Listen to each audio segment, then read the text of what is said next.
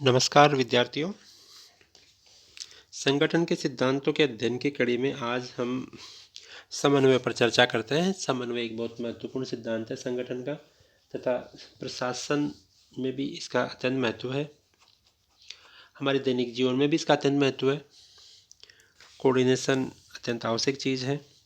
तो जटिल होते संगठन तथा समय के साथ बढ़ते कार्यों एवं प्रक्रियाओं के कारण समन्वय एक बड़ी प्रशासनिक समस्या बन चुका है। इसलिए जेम्स मूरे ने समन्वय को संगठन का प्रथम सिद्धांत कहा है। तो संगठन का प्रथम सिद्धांत किसने माना है? जेम्स मूरे ने माना है। विशेषीकरण के कारण संगठनात्मक उलझनें बढ़ी है और सरकारी तंत्र में कल्याणकारी राज्य की पल्लवित होती अवधारणा ने नित्य नए विभागों तथा शासकीय के कार्यों का विस्तार किया है। सरकारी एवं निजी दोनों ही क्षेत्रों में संगठन के विस्तार तथा कार्यों के में तकनीकी जटिलता ने विभिन्न इकाइयों तथा व्यक्तियों के मध्य परस्पर सामंजस्य ताकि समस्या उत्पन्न की है। एक समान प्रकृति तथा क्षेत्र के कार्य आज कई प्रकार के संगठनों तथा विभागों द्वारा निष्पादित किए जा रहे हैं।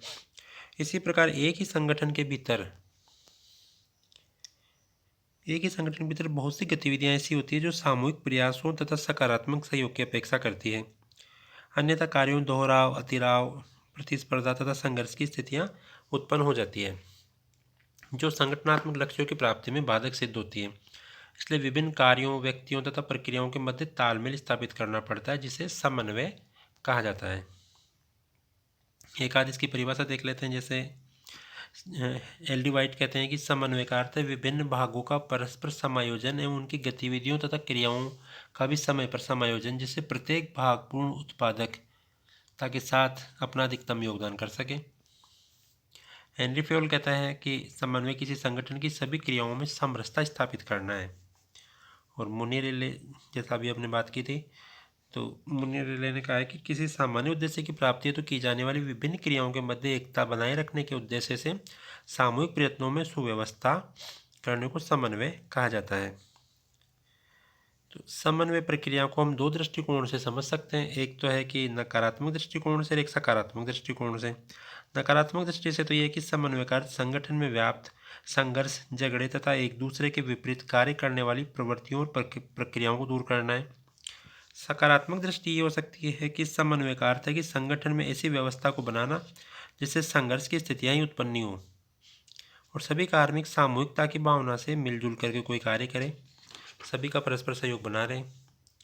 तो समन्वय के बारे कुछ एक जैसे इसकी कुछ विशेषताएं हैं, जैसे कि समन्वय एक सतत प्रक्रिया है। संगठन के शीर्षस्थ पदाधिकारी का ये मुख्य दायित्व है कि वह विभिन्न इकाइयों, व्यक्तियों तथा प्रक्रियाओं में समन्वय करें। यह व्यक्तिगत क्रिया नहीं होकर सामूहिक सहयोग पर आधारित है। इसमें सहयोग को सकारात्मक तथा अर्थपूर्ण ढंग में एकीकृत किया जाता है। समन्वय का उद्देश्य संगठन में व्यवस्था स्थापित करना है तथा संगठन के लक्ष्यों की कुशलतापूर्वक प्राप्ति करना है। साथ ही ये संगठन के आंतरिक एवं बाह्य दोनों वातावरणों में आवश्यक है। तो सामान्यतः समन्वय तथा सहयोग एक समान शब्द प्रतीत होते हैं। वस्तुतः सहयोग में स्वैच्छिक भावना प्रबल होती है, जबकि समन्वय में समूह की इच्छा तथा अन्य कई बाहरी तत्व भी प्रभावी भूमिका निभाते हैं। प्राय समन्वय में सहयोग की भावना रहती है, लेकिन समन्वय बिना सहयोग के भी करवाया जा सकता है।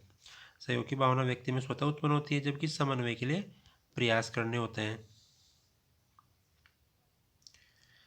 तो समन्वय का अभिप्राय ये है कि इसमें प्रयत्न तो होते हैं, लेकिन वो प्रयत्नों की समकालिकता के लिए प्रयास किया जाता है। सहयोग और समन्वय में भी अंतर होता है।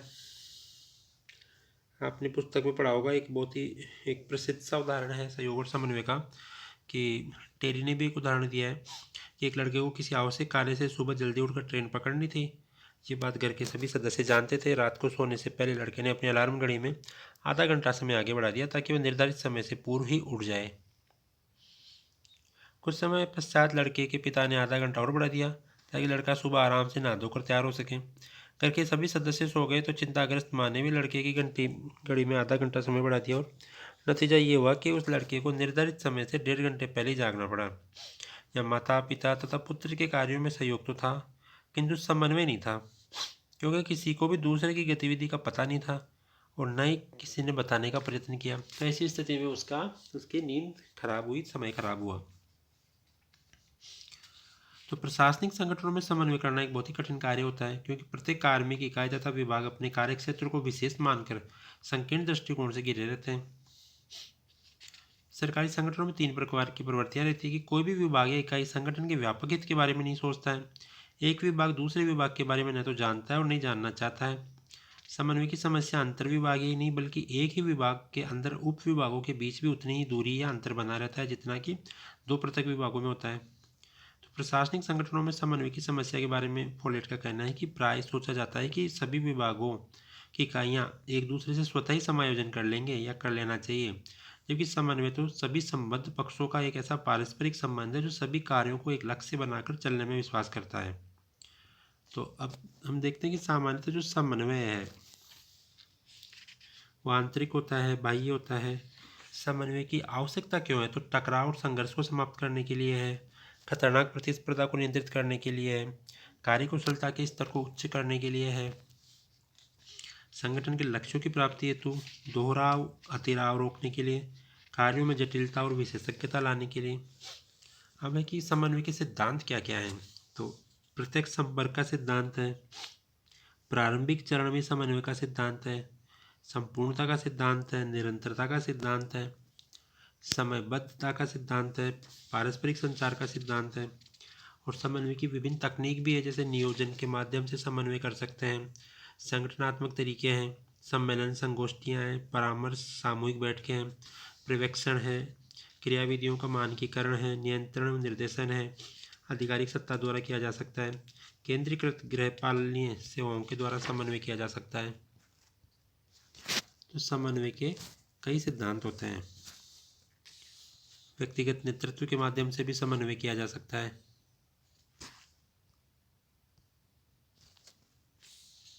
समन्वय में अनेक बाधाएं भी होती है जिन्हें दूर करना होता है।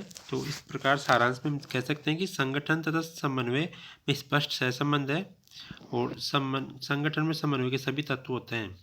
समन्वय अपने आप में एक बहुत ही महत्वपूर्ण सिद्धांत है और समन्वय के अभाव में किसी भी संगठन की सफलता संदिग्ध होती है। धन्यवाद।